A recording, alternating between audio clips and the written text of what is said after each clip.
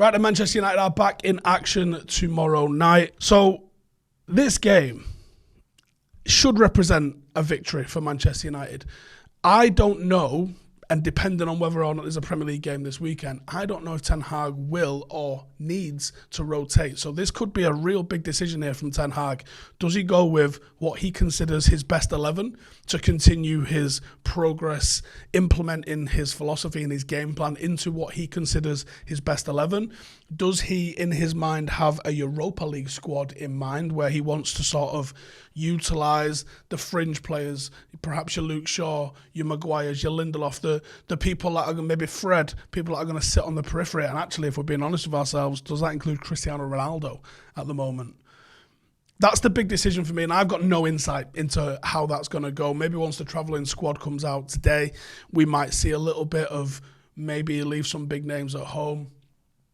But I think you can't look too much into last Thursday's defeat against Real Sociedad. Unfortunately, I think it's United and Sociedad who are going to look to top the group, and coming second in the group means extra games, means an extra playoff. It's not what you want.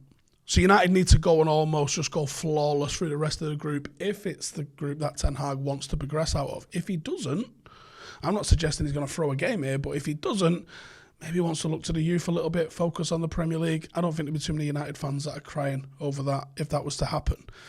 But let's presume that he's looking to progress in the competition and he sees it as silverware worthy of winning. I think this weekend, if it was me, I'd probably go with the best 11 that I could field, what he considers his best 11. The same 11 that toyed with Arsenal, that beat Liverpool, that won them 4 games back-to-back. I would say it's now time to start another run of form after the poor performance and a poor result against Real Sociedad last week. So what do we want to see? We need to see Lisandro Martinez back in the team. He's been absolutely sensational. Christian Eriksen has been probably the signing of the season, I would argue, at the moment. Any United fans care to disagree? He's been brilliant for us, especially once we got him in a little bit of a deeper role and started getting him to play the ball for us. I'd like to see Anthony again. Let's find out how good this kid truly is. Jadon Sancho, Marcus Rashford, and it's the number 9 spot for me where we have a decision to make. Is Anthony Martial going to be fit? Does he go with Marcus Rashford, or does he go again with Cristiano Ronaldo? Harry Maguire and Cristiano Ronaldo have started in the games that we've not managed to win. Harry Maguire missed the 4 games where we went on a run. I think Harry Maguire's time as a starter, as a Manchester United player, if everybody's fit, has come to an end. I'm not sure how he gets back into the team at the moment. There was a lot of mistakes.